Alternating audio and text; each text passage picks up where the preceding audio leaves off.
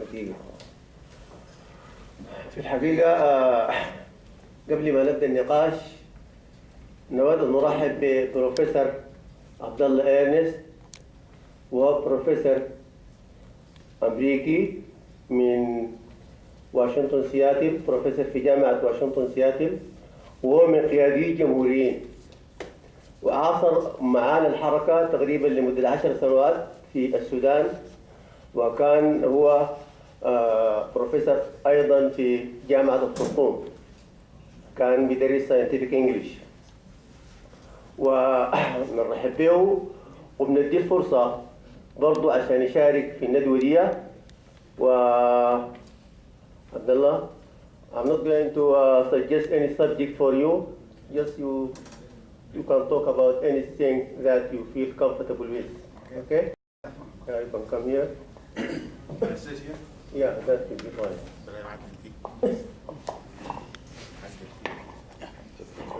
Okay. Well, maybe on the side, like you said. It's not going to reach. No, it's okay. It's okay. I got it. No, that's good. We could do. Bismillah ar-Rahman ar-Rahim. I'm going to speak in English, so I won't harm your ears with my Arabic. As my brother Faiz said, lived in Sudan for almost 10 years, between 1977 and 1986. I went to Sudan to meet Ustaz Mahmoud Muhammad Taha. I heard about him when I graduated from University of Hawaii. I became a Muslim in 1975, and I asked brother there, Salman El-Awad from Gadaref, if there was a teacher in Sudan who had an understanding of Islam that applied to the 20th century. And he said, there's one. And he told me his name. I said, well, can I meet him? He said, yes. And when I had an opportunity to travel to Sudan with Salman in 1977, August of 77, I met Ustaz Mahmoud, and I decided that he was a person I could learn from. And so I stayed there and studied. And with the brothers being persecuted and arrested, and Ustaz being arrested, I stayed during that time.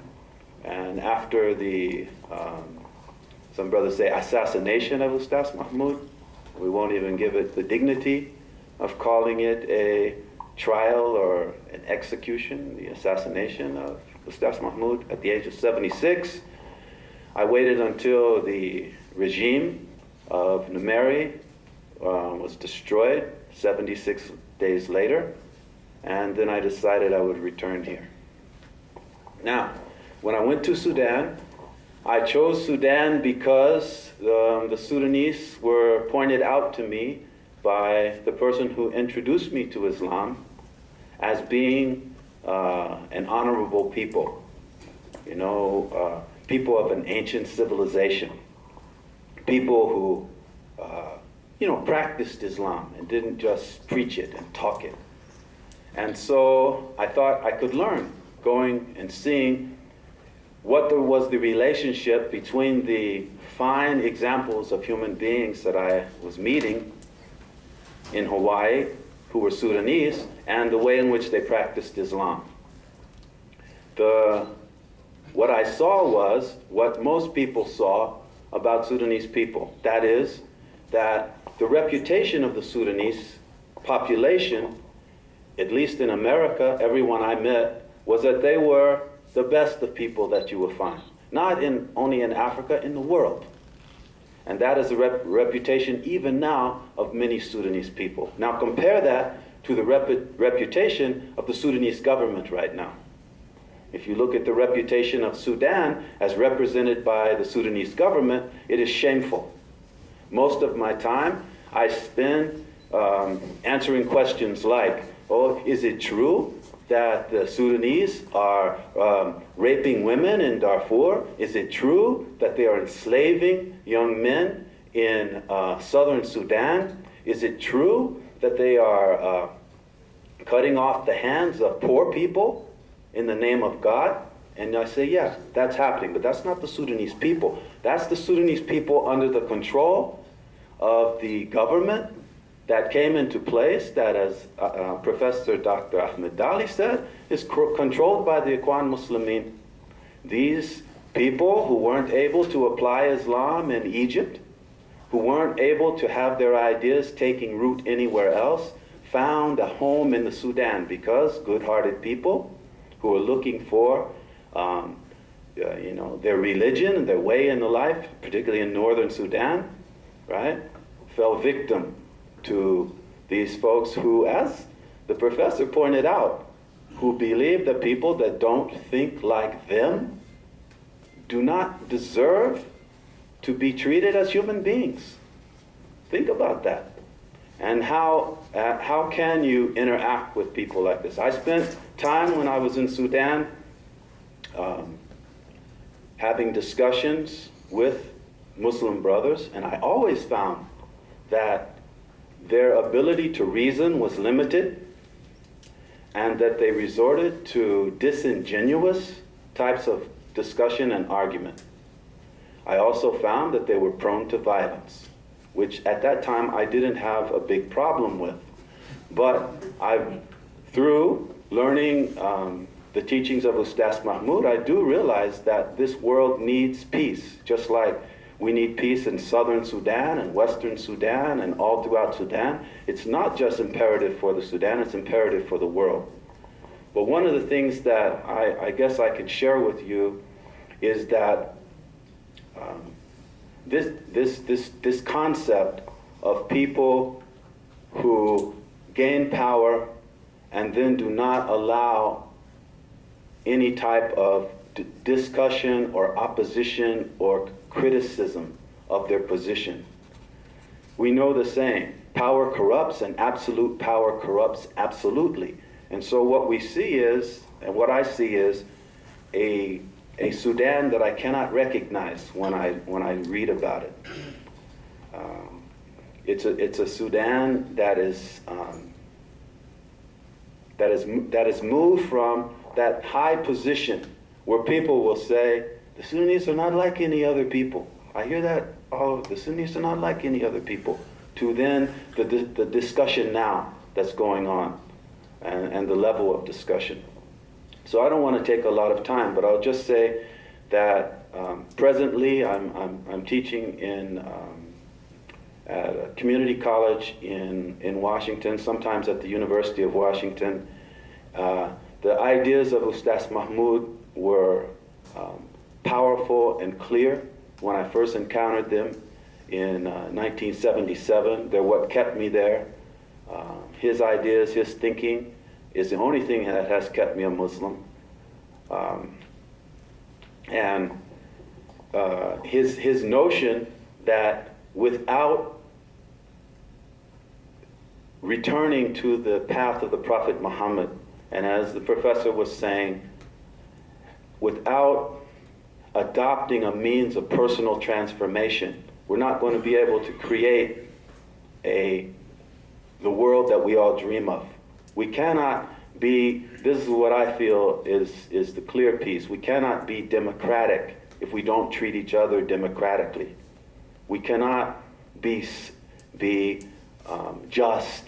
We cannot build a just society if we don't treat each other justly. We cannot develop a society based on equality if we don't practice that in our daily lives. And so the question is, again, where are we going to gain the ability to do that?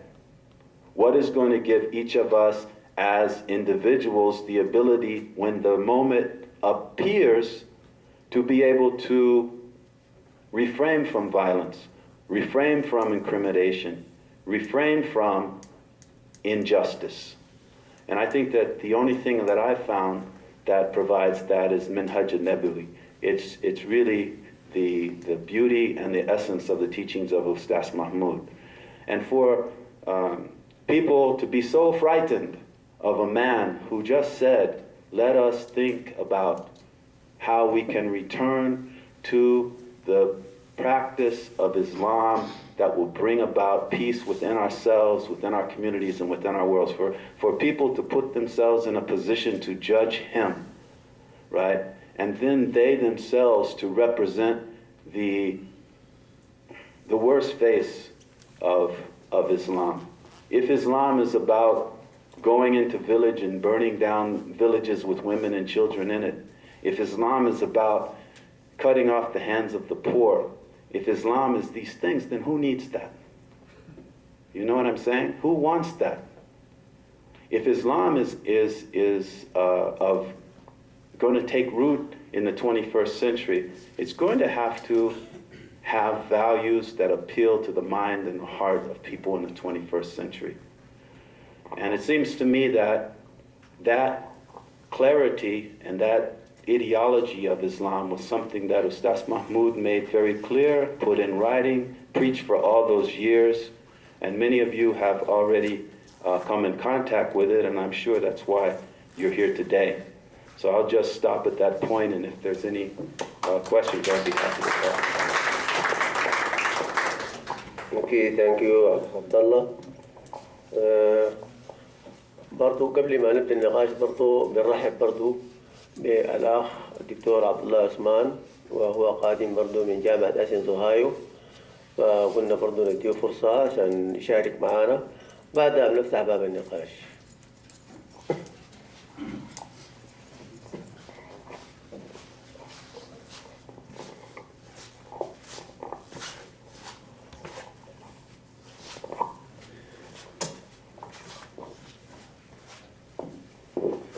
السلام عليكم اخوانا، ازي الحال؟ والله انا سعيد بالمشاركه دي، وبالذات برؤيه بروفيسور عبد الله يونس بعد غياب طويل. وانا بفتكر عبد الله يونس جيته دي ذاته بتخلي الواحد يرفعه كنموذج تحدي للسودانيين عموما، يعني انه زول لا حاجز اللغه ولا حاجز الثقافة ولا الحاجز الجغرافي، جعلوا يلتفت لفكرة كثير جدا من السودانيين، مش كثير يعني 99.9 ما دارين يستمعوا لها. أنا شخصيا بقرأ كثير جدا في الشأن السوداني، وبحس بأنه كثير جدا من الشباب والناس المهتمين بالثقافة السودانية مشغولين بأسماء كبيرة جدا زي أركون، محمد عمار والى آخره، ممكن الواحد يحسب منهم عشرات يعني.